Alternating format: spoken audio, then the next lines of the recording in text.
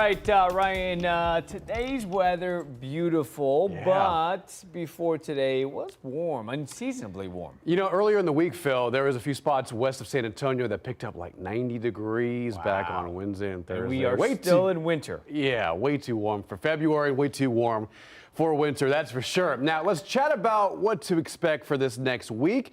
More of the same, but some changes on the horizon, which does include a weak cold front and also a weather maker that'll bring some rain. Meantime, outside right now it is clear and temperatures were up into the upper 70s today, 77 degrees for an afternoon high at San Antonio International. We should be stopping around 70, specifically about 69 degrees in the afternoon at the end of February, this time of day and this time of year. But look at today's record set back in 1904. 90 degrees. So, you know, some of our afternoon highs around the area, they're close to that. And I think tomorrow, San Antonio should be around 84 for an afternoon high, but there will be a few areas like Cotulla, Carrizo Springs, Del Rio tomorrow that reach 90 to 92. Not record-breaking heat for those locations, but certainly above average for winter standards. Now, speaking of winter, so far this year, we're at 9 total freezes.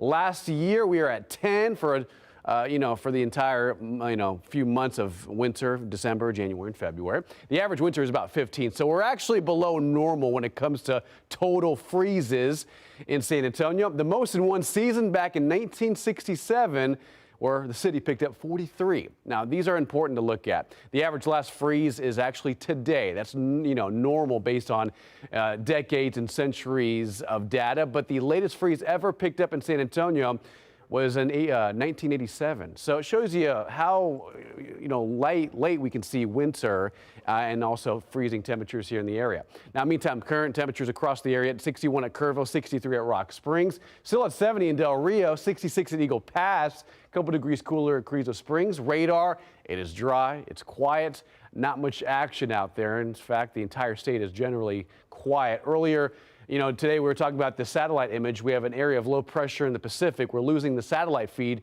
thanks to, obviously the lack of sunlight. But you can see that spinning area, and there's a storm system that will impact us later next week, which we'll talk about in a sec.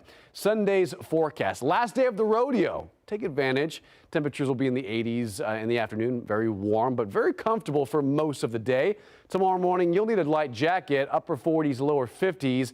Clear skies tomorrow. There will be a light breeze around, an occasional gust near 15 to 25 miles an hour, but nothing out of the ordinary. Look at this. Tomorrow, in areas down I-35 towards the Rio Grande, Carrizo Springs, forecasting a high of 91, 92 tomorrow in Eagle Pass. Those are summer-like numbers, and we don't usually see this in the month of February. Usually a lot cooler than that. Okay, upper level winds. That storm system moves farther east but weakens a lot. And as it moves farther east, it'll send us cloud cover. Our best chance at rain looking like Thursday. Mostly just on and off light rain, scattered rain, light showers here and there, of which that would amount to maybe 1/100th to 1/10 of an inch. Most rain materializing near I-45 towards Houston and East Texas. All right, quickly, the 7-day forecast tomorrow, 84, 85 Monday. The overnight stay a little chilly. By Tuesday, we're looking at morning fog, a little bit more humidity, and mostly cloudy skies. Tuesday, Wednesday, a little gloomy and gray.